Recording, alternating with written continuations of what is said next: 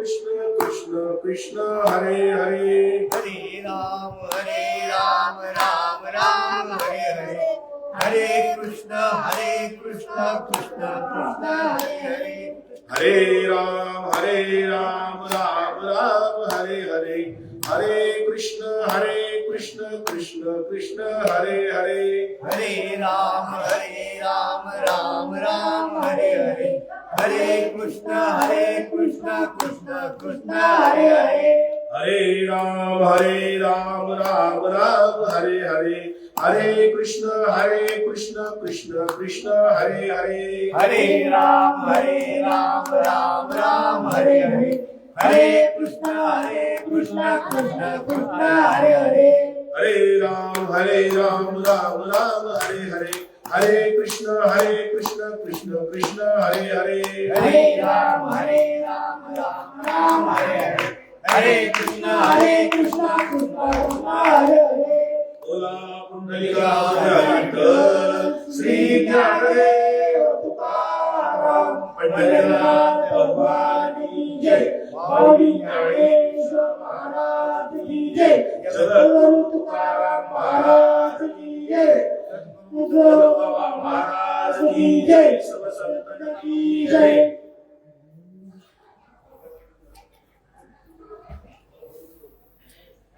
पांडुरंगा करू प्रथम नमन दुसरे चरण संताजिया त्यांच्या कृपादाने कथेचा विस्तारू बाबाजी चैतन्य दास नमो विश्वरूपा विष्णुमाय बापा अपारारूपा पांडुरंगा नमो सद्गुरु तुकया ज्ञानदीपा नमो सद्गुरु सच्चिदानंद रूपा नमो सद्गुरु भक्त कल्याण मूर्ती नमो सद्गुरु भास्करा पूर्ण कीर्ती काही न मागे कोणासी तोच आवडे देवासी देवदयासी म्हणावे त्याचे चरणी लीन व्हावे भूतदया ज्याचे मणी त्याचे घरी चक्रपाणी नाही त्या समान तुका म्हणे मी जवान देवदयासी म्हणावे त्याचे चरणी लीन व्हावे.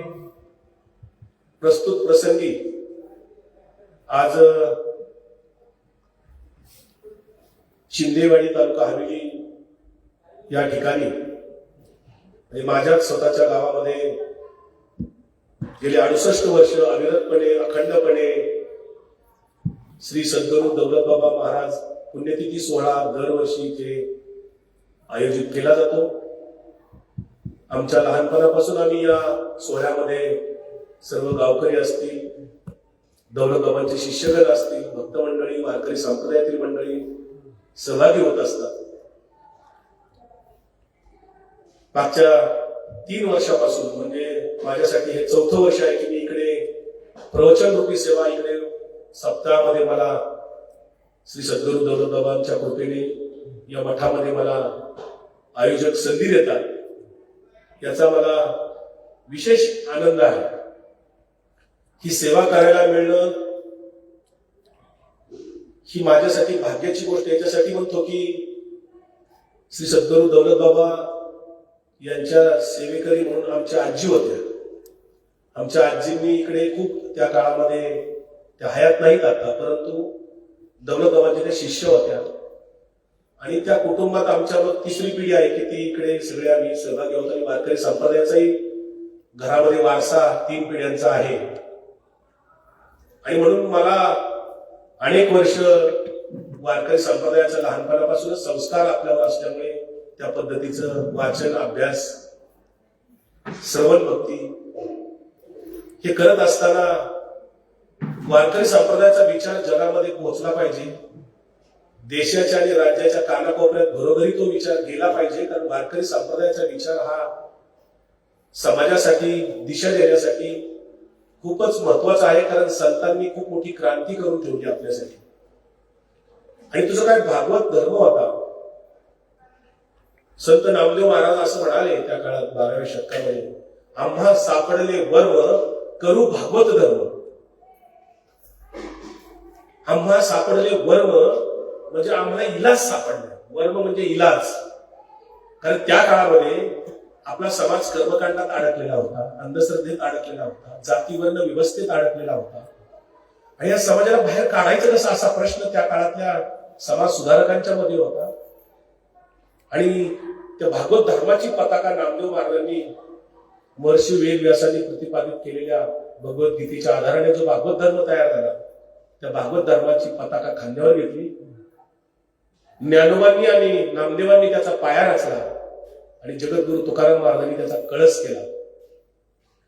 जगातलं पहिलं हरिकीर्तन पंढरपूरच्या वाळवंटात झालं.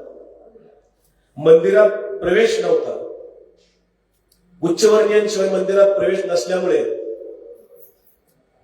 वाळवंटात प्रवचन करावं लागलं. कारण नामदेव महाराज जेव्हा कीर्तनासाठी तिथे गेले ज्ञानेश्वर महाराज होते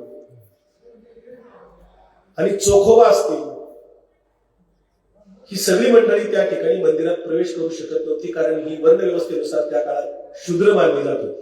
तुम्ही आम्ही आपण सगळे शूद्र गणले जात होतो त्या वर्ण व्यवस्थेच्या व्याख्येनुसार. आणि म्हणून वाळवंटात पहिलं हरिकीर्तन झालं जगातलं.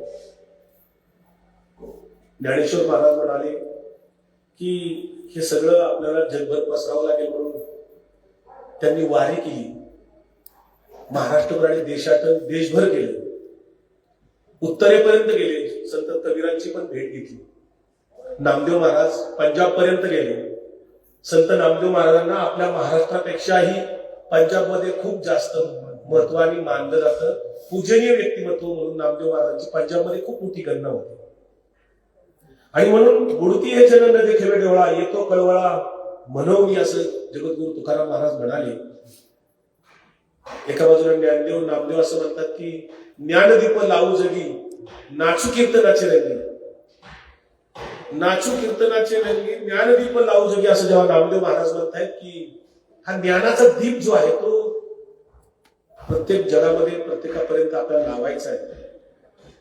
आणि म्हणून ही जी काही संत मंडळी होती यांनी एका बाजूला स्मार्ट सनातन धर्म होता. त्या स्मार्ट सनातन धर्माच्या तात्विक आणि वैचारिक संघर्षामध्ये संतांनी आपलं आयुष्य वेचलं. प्रचंड हाल अपेष्टा सहन केल्या. प्रचंड त्रास सहन केला. प्रसंगी मारहाण. जवळपास 36 संत वारकरी संप्रदायात होऊन गेले. वारकरी संप्रदायाचा पहिला अधिष्ठान ग्रंथ संत ज्ञानेश्वर माऊलींनी दिला. ज्ञानेश्वरीच्या रूपाने चांगदेव 65 आणि अमृतानुभवाच्या निमित्ताने पहिला अधिष्ठान ग्रंथ दिला. कारण कुठलाही संप्रदाय जर समाजामध्ये अधिकृत मान्यता पावायची असेल तर त्याला अधिष्ठान ग्रंथ लागतो. तो अधिष्ठान ग्रंथ माऊलींनी दिला. ज्ञानेश्वरी चांगदेव 65 आणि अमृतानुभवाच्या निमित्ताने. कुठल्याही संप्रदायाला जसं अधिष्ठान ग्रंथ लागतो तसं आराध्य दैवत पण त्याचं मानलेलं असावं लागतं. आणि वारकरी संप्रदायाचं एकच आराध्य दैवत आहे ते म्हणजे पंढरपूरचा पांडुरंग. वारकरी संप्रदायाचा वारकऱ्यांचा दुसरा देव नाही. जे संतांना मानणारे वारकरी संप्रदायातले जे वारकरी आहेत हे विठ्ठल रखुमाईची सोडून आणि कुठल्याही देवताला ते जात नाही. दुसऱ्या कुठल्याही देवाचे नामस्मरण सुद्धा करत नाही. रामकृष्ण हरी म्हणतात. म्हणजे अधिष्ठान ग्रंथ कोणता? ज्ञानेश्वरी, अमृतानुभव, पुढे एकनाथ महाराजांनी एकनाथी भागवती, जगद्गुरु तुकाराम महाराजांनी गाथा दिली. सगळ्या संतांचे अभंग संत साहित्य हे अधिष्ठान ग्रंथ ठरले वारकरी संप्रदायाचे. पंढरपूरचा पांडुरंग हे आराध्य दैवत ठरलं आणि आराधना पद्धती सुद्धा ठरते प्रत्येक संप्रदायाची. आराधना पद्धती काय आहे? तर कुठल्याही संतांच्या मंदिरांमध्ये जर गेलो आपण किंवा पंढरपूरच्या पांडुरंगाच्या मंदिरात जरी गेलो तर तिथे कुठलेही कर्मकांड करत नाही. ओम हवन यज्ञ या कुठल्याही संतांच्या मंदिरात किंवा पांडुरंगाच्या मंदिरात केलं जात नाही. आराधना पद्धती कोणती आहे? कशी आराधना करायची हे संतांनी सांगितलं. तर पंढरपूर आणि आळंदीची आषाढी कार्तिकीची वारी करा, भजन करा, सर्व संतांची तीर्थक्षेत्रावर वारी करा, एकादशी करा, गळ्यात तुळशीची माळ, गोपीचंद्राचा किडा, हरिपाठ म्हणा, भजन कीर्तन श्रवण करा. हा एवढा सगळा आराधना पद्धती सांगितली. याच्या पलीकडे काही करायला सांगितलेलं नाही. खरं ज्ञानेश्वर महाराज हे निवृत्ती महाराजांच्याकडनं त्यांनी त्याचं शिक्षण घेतलं. निवृत्तीनाथ हे नाथ संप्रदायातले. त्या काळामध्ये सगळे जे काही संप्रदाय होते वेगवेगळे तर नामदेव महाराजांनी या सगळ्या वेगवेगळ्या संप्रदायातले चैतन्य संप्रदाय होता, आनंद संप्रदाय होता, नाथ संप्रदाय होता, दत्त संप्रदाय होता, ही सगळ्या संप्रदायांना नामदेव महाराजांनी विनंती केली आणि सांगितलं की आपण सगळेजण आता एकत्र आलं पाहिजे. नामा म्हणे ऐसे अवघेची प्रसादे मिळवली धरा पाय विठोबाचा, असं म्हणाले. सगळ्या सांप्रदायिक लोकांनी एकत्र यावे त्या विठोबाचे पाय धरा. आणि तेव्हापासून मग सगळ्या संप्रदायातले लोक वारकरी संप्रदाय विठ्ठलाला मानू लागले. आणि म्हणून दौलतबाबांच्या मंदिरामध्ये सुद्धा विठ्ठल रुपये पाठीमागे असते. ही सगळी संप्रदायाची मंडळी शेवटी विठ्ठलाकडेच लीन झाली. म्हणजे आराधना पद्धती ठरली, आराध्य दैवत ठरलं, अधिष्ठान ग्रंथ ठरले. अधिष्ठान ग्रंथ मी याच्यासाठी सांगतो की अनेक कीर्तनकार प्रवचन करतात, मीही ऐकतो, तुम्ही सगळे ऐकता. हे सगळं ऐकत असताना बऱ्याचदा आपल्याला चुकीच्या गोष्टी ऐकायला लागतात. म्हणजे इथे दौलतबाबांच्या मठात सुद्धा मी दरवर्षी येत असतो, काही कीर्तन ऐकतो. बऱ्याच वेळा कीर्तनकाराचं नाव वाचून ठरवावं लागतं हे ऐकायचं का नाही, असंही होतं बऱ्याच वेळा. कारण संतांनी जे सांगितलं, संत साहित्यामध्ये जे सांगितले त्याच्या विपरीत दुसरं कुठलंही काही सांगायची आवश्यकता नाही. जर विपरीत तुम्ही काही सांगू लागला त्याचा अर्थ असा की आपण वारकरी संप्रदायाच्या विपरीत तिथे त्या गादीचा गैरवापर करतोय, असा त्याचा अर्थ होतो. संतांनी कुठल्याही भाकड कथा सांगितल्या नाहीत, कुठल्याही पुराण कथा सांगितल्या नाही. हरिपाठामध्ये सांगितलं चौवेदी जाणं साई शास्त्री कारण 18 पुराणे हरिसी गाती, म्हणजे हरिश्रेष्ठ सांगितलेलं आहे, लक्षात घ्या. साई शास्त्र पुराण 18 पुराण 6 शास्त्र हे हरिसी गाती म्हणजे हरिश्रेष्ठ सांगितलं आहे. आणि वारकरी संप्रदायामध्ये उघड मंत्र दिला. वारकरी संप्रदाय उघड मंत्र आहे. काय मंत्र आहे वारकरी संप्रदायाचं? रामकृष्ण हरी. हा रामकृष्ण हरी मंत्र कुणीही म्हणा, कुणालाही सांगा, केव्हाही सांगा, कुठेही म्हणा, त्याला काय वेळ स्थळ कशाचं जातीचं पातीचं कशाचं बदल नाही. स्त्री पुरुष गरीब श्रीमंत सगळ्या जाती धर्माचे लोक एकमेकांना हा मंत्र म्हणू शकतात, सांगू शकतात. रामकृष्ण हरी का साधा सरळ मंत्र दिला. कारण विठ्ठलाकडे जाण्यासाठी संतांनी सांगितलं तुम्हाला जर विठ्ठलाकडे जायचं असेल तुम्ही फक्त रामकृष्ण हरी म्हणा. कारण त्या काळामध्ये पुरोहितशाही खूप माजली होती आणि स्मार्ट सनातन धर्म असं सांगत होता एका बाजूला, सर्वसामान्य लोकांना असं सांगत होतं तुम्हाला जर देवाकडे जायचं असेल ना तर आमच्या मार्फत जावं लागेल, पूजा अर्चा करावी लागेल, होम हवन करावं लागेल, यज्ञ करावे लागतील. आमच्या मार्फत तुम्हाला देवाकडे जाता येईल, कारण आम्ही ब्रह्म जाणतो, तुम्ही ब्रह्म जाणत नाही, तुम्हाला तो अधिकार नाही, तुमची गुंज होत नाही. तुमच्या आमच्या मुलाबाळांच्या आपण गुंज करतो का? होती का? अधिकार आहे का? नाही. त्यामुळे ब्राह्मण क्षत्रिय वैश्य आणि शूद्र ही जी वर्णव्यवस्था आहे याच्या विरोधातच संतांनी संघर्ष केला.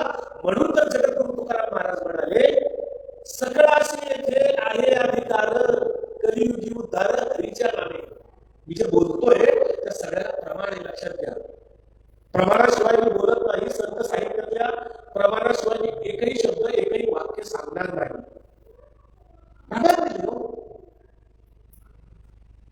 आणि म्हणून आज जो सेवेला अभंग घेतलाय तो जगद्गुरु तुकाराम महाराजांचा उद्देशपूर अभंग आहे. तो अभंग असा आहे की काही न मागे कोणाशी तोच आवडे देवासी, देवदयासी म्हणावे त्याचे चरणी लीन व्हावे, भूतदया ज्याचे मनी त्याचे घरी चक्रपाणी, नाही नाही त्या समान तुका म्हणे मी जमान.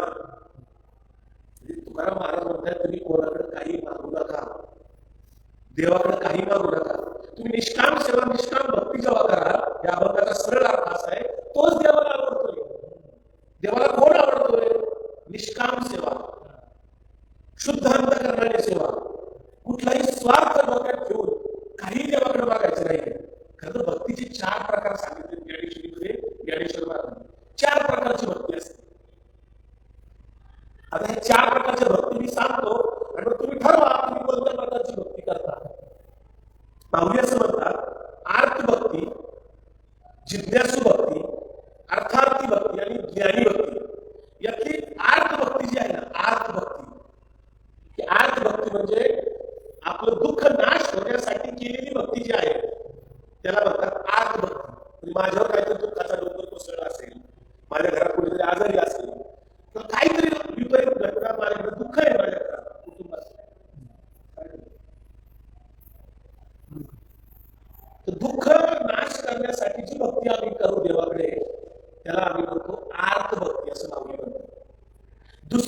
माऊलींनी सांगितली ती जिज्ञासू भक्ती सांगितली. जिज्ञासू भक्ती म्हणजे आपल्याला जे काही ज्ञान मिळवायचं ते जाणून घेण्यासाठी केलेली भक्ती म्हणजे जिज्ञासू भक्ती आहे. आणि तिसरी भक्ती माऊलींनी सांगितली अर्थार्थी भक्ती. म्हणजे देवाकडे गेल्यानंतर अर्थ म्हणजे काय, आपल्या सरकारमध्ये नाही का अर्थमंत्री अर्थ संकल्प मांडतात, अर्थ म्हणजे पैसा. तर देवाकडनं काहीतरी पैशाचा फायदा व्हावा याच्यासाठी केलेली भक्ती जी आहे त्याला म्हणतात अर्थार्थी भक्ती. म्हणजे देवा माझे जेवढे पैसे जराकडे अडकले तेवढे जरा लवकर मिळू दे, नाही का. मी जरा एक ठिकाणी पैसे जरी गुंतवले तसं जरा व्याज मिळत नाही, जरा वेळ मिळू दे. मी दाम दुप्पट पैसे टाकले जरा लवकर दिवस होऊ दे, माझे दुप्पट पैसे लवकर होते, माझ्या पोराला पगार जरा लवकर वाढू दे. ही जी काय भक्ती देवाकडे हात जोडून केली जाते त्याला म्हणतात अर्थार्थी भक्ती. आणि शेवटची भक्ती ज्ञानेश्वर माऊली म्हणतात ज्ञानी भक्ती. ज्ञानी भक्ती म्हणजे कुठलीही भावना त्याच्यामध्ये म्हणजे निरपेक्ष भक्तीने निरीक्ष निरीक्ष शब्द वापरला जातो. निरपेक्ष निस्वार्थी भावनेची भक्ती केली जाते. म्हणजे देवाकडे मी भक्ती करतो तेव्हा देवाला काहीच मागत नाही, शुद्ध अंतःकरणाने देवाची भक्ती करतो मी. आणि त्या भक्तीमध्ये कुठलाही माझा स्वार्थ नाही असलाच त्या भक्तीला म्हणतात ज्ञानी भक्ती. आता आपण ठरवा आम्ही कोणत्या प्रकारची भक्ती करतो. आर्त भक्ती करतो, जिज्ञासू भक्ती करतो, की अर्थार्थी भक्ती करतो, की ज्ञानी भक्ती करतो. त्यातली कोणती भक्ती केली तर आपल्याला देव पावेल. तेच तिथे माऊली तुकाराम महाराज म्हणताय की काही न मागे कोणाशी तोच आवडे देवास. काहीच मागत नाही देवाकडे. आणि निरपेक्ष भक्तीने शुद्ध अंतःकरणाने तो भक्ती करतोय, सेवा करतोय, तो देवाला आवडतो सर्वात जास्ती. निष्कामपणे भजन करत असेल, वारी करतोय, कोणालाही त्रास देत नाही कसलाच. मी नेहमी सांगत असतो दशहरा विधीच्या भाषणामध्ये बऱ्याचदा मी सांगत असतो परमार्थ परमार्थ परमार्थ. आपण रोज काढणार आहे. परमार्थ म्हणजे काय, नाही काही चांगलं करता आलं तरी चालेल परंतु वाईट काही करायचं नाही, खरं बोलता आलं तरी चालेल परंतु खोटं बोलायचं नाही, कोणाला न्याय देता आलं तरी चालेल परंतु कोणाला अन्याय करायचं नाही, आई वडिलांची सेवा करता आली तरी चालेल परंतु आई वडिलांना वेदना होईल, त्रास होईल असं तरी वर्तन कमीत कमी करायचं नाही. स्वाभिमानाने जगता आलं तरी चालेल परंतु नाचारी तरी करायचं. एवढं सगळं जर आपण रोज पाळलं ना आपल्या जीवनात पुष्कळाचा परमार्थ आपल्या हातून असतो. हेच संतांना अभिप्रेत आहे, हेच वारकरी संप्रदायाला अभिप्रेत आहे, दुसरं काही नाही. अध्यात्म म्हणजे काय, अध्यात्म जेव्हा आत्म्याचं दर्शन झालं, आत्म्याचं दर्शन करायचं म्हणजे परमात्म्याचं दर्शन आहे. आत्मा परमात्मा देव कुठे आहे. जगद्गुरु तुकाराम महाराज आपल्याला परवडत नाही बऱ्याच वेळा, इतकं कडक बोलले तो महाराज. तुकाराम महाराज खरे सांगायला आलो ना आपण म्हणतो तुकाराम महाराज तुमची गाथ फाडते कोण नाही बरी आहे गाथ काय म्हणतो ओपन करून सांगू नका का तुमच्या गाथ तुम्ही फारच कडक सांगितलं. तुकाराम महाराज म्हणतात तीर्थी धोरणा पाणी देव रोकडा सज्जनी. असेल ना तर तिथे देव पहा. तुकाराम महाराज पुढे असं म्हणतात जे का रंजले गांजले त्यासी भले जो आपले तोची साधू ओळखावा आणि देव तेथेची जाणावा. इतकं क्लिअर कट सांगितलं हो. आता असे तुकाराम महाराज आपल्याला परवडतील का. आता कुंभमेळा नाशिकला भरायचा आता पुढच्या वर्षी त्याची तयारी झाली. 35,000 कोटी रुपये त्याच्यावर मिळले सरकारचं. तिथं झाडे तोडली आता वर्षी. त्या कुंभमेळ्याला भारतीय संप्रदायातल्या दिंड्या जात नाहीत, कुठलाही फडकरी जात नाही. कारण कुंभमेळ्यातले लोक जे आहेत ते सनातन धर्म, स्मार्ट सनातन धर्म जो मनुस्मृतीने प्रतिपादित केलेला आहे आणि भगवद्गीतेने प्रतिपादित केलेला महर्षी व्यासांनी सांगितलेला भागवत धर्म हा संतांनी घेतलेला. भागवत धर्म आणि स्मार्ट सनातन धर्म यांचा टकराव आहे. म्हणून पंढरपूरच्या लोकांचा पोशाख जर तुम्ही बघितला पांढरी शुभ्र कपडे आहेत, पांढऱ्या रंगामध्ये कापसापासून निर्माण झालेला पांढरा निसर्गाने पांढरा रंग दिलेला आहे. तो सर्वांना सामावून येतो आणि म्हणून पांढऱ्या कपड्यातले वारकरी दिसतील तुम्हाला. कुंभमेळ्याला पांढऱ्या कपड्यातले लोक नाही दिसतात. तिथे भगव्या कपड्यातले जटाधारी तिथे बुवा बाबा दिसतील तुम्हाला. ते हो मावर यज्ञ योग या विधी काय काय काय काय करतात आणि आम्हाला हरिपाठाने त्यावेळेस हरिपाठ म्हणतो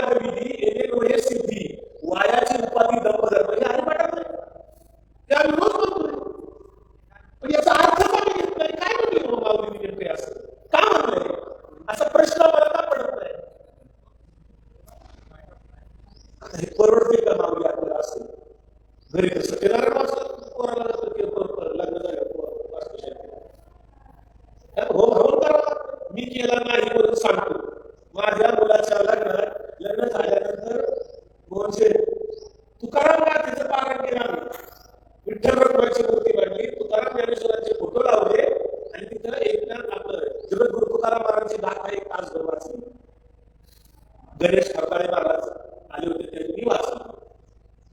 आम्ही सत्यनारायण वाचणार नाही, कारण वारकरी संप्रदायात कुठं सांगितलं आहे सत्यनारायण वाचा?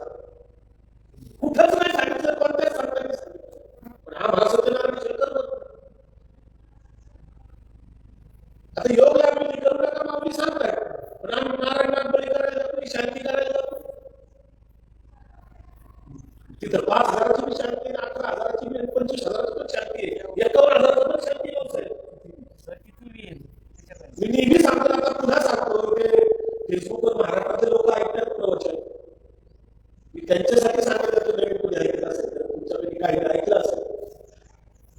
माझ्या घरात आमच्या मुलांची पुत्र्याची जी लग्न झाली, आम्ही कोणाची पत्रिका बघितली नाही.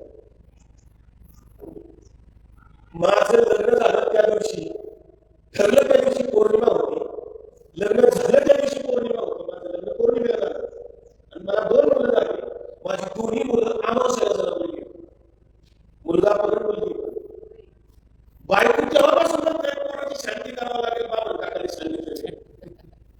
पोराचं लग्न झालं, तर मुलगी आहे, तो ग्रॅज्युएट झाला, मुलगी ग्रॅज्युएट झाली.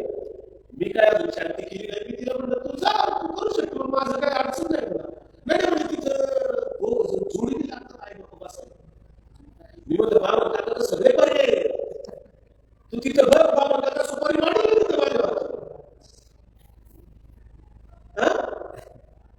चालेल, नाही चालणार तसं. अजूनही काही शांती केली नाही. तिला म्हणून तिथे 4 प्रकारचा रेट आहे शांती करायचं नारायणापर्यंत: 5,000, 11,000, 25,000 आणि 50,000. आता कोणती करायची याच्यात म्हणजे नेमकी शांती होईल? शांती केलं नेमकं काय होईल? डबल बोलल का, डबल काम करेल का, काय नेमकं काय होईल? पोरं तर शिकली, काय प्रॉब्लेम नाही आला, ग्रॅज्युएट झाल्या, मुलं जाऊ. बिगर पत्रिकेचं लग्न ठरवलं काय अजून झालं नाही काय? उलट कॉम्प्युटरवर 36 गुण जुळलेले, 32 गुण जुळलेले, 30 गुण जुळलेले लग्न मी बघतोय. पुण्यात कोर्टात गेल्यानंतर बघतोय तर म्हणले लग्नात 28 गुण जुळले होतो, 30 गुण जुळले होतो आणि घटस्फोटाला केस येते. मग जर 32 गुण जुळले होते, 30 गुण जुळले होते, तर कोर्टात केस घटस्फोटाला कसे आले? याच्यावर महात्मा ज्योतिबा फुले असं म्हणाले होते, त्यांनी खूप अभ्यास करायचा आहे पंचांगी शास्त्र काय म्हणाले. महात्मा फुले त्यांचं आयुष्य लागलं. महात्मा फुले असं म्हणाले, मी नाही म्हणत, ते असं म्हणाले, पत्रिका काढणारा तोच, पत्रिकेतले दोष दाखवणारा तोच आणि त्याच्यावर निवारण करणारा तोच. फक्त त्याची स्वतःची पत्रिका तो काय करतो काय सांगत नाही. असं जर असेल तर बहुजन समाज अडकला. म्हणून वारकरी संत निर्माण झाले, म्हणून नामदेव महाराज तयार झाले, ज्ञानेश्वर तयार झाले, संत कबीर तयार झाले, संत जनाबाई तयार झाले, संत एकनाथ महाराज झाले, तुकाराम महाराज झाली. सगळी संत मंडळी का तयार झाली? का एवढा घसा काढला संतांनी? का संतांना छळ झाला? त्या काळात मोगलांचं राज्य होतं, संतांना कुणी मोगलांनी छळ त्रास दिला नाही. संतांना छळ आपल्याच लोकांनी छळ. जगद्गुरु तुकाराम महाराजच्या गाथा इंद्राने बुडवायला लावल्या, त्या कुणी लावल्या? मुसलमानांनी लावल्या ना. ज्ञानेश्वरांच्या आईवडिलांना देहांत प्रायश्चित्त घ्यायला लावलं, त्या मुलांना भिक्षा सुद्धा वाटली नाही, अपमानित केलं. त्या माऊलींना छळणारे लोक कोण होते? सगळ्या संतांना जनाबाईला छळलं, सगळ्यांना छळलं. चोखोबांना प्रचंड छळलं, हाल केले, मारलं. मंदिरात आला म्हणून. का मंदिरात आला? तुला अधिकार नाही मंदिरात यायचं म्हणून. चोखोबांना मारलं. संत सावतोबा, पंढरपूर पासून त्यांचं गाव जवळ आहे, 35 किलोमीटर आरगाव, तिथले सावतोबा. हे सावतोबा कांदा पोळा भाजी अवघी मिठाई माझी माऊली म्हणायची. म्हणजे संत काय म्हणतात की तुमचं कर्म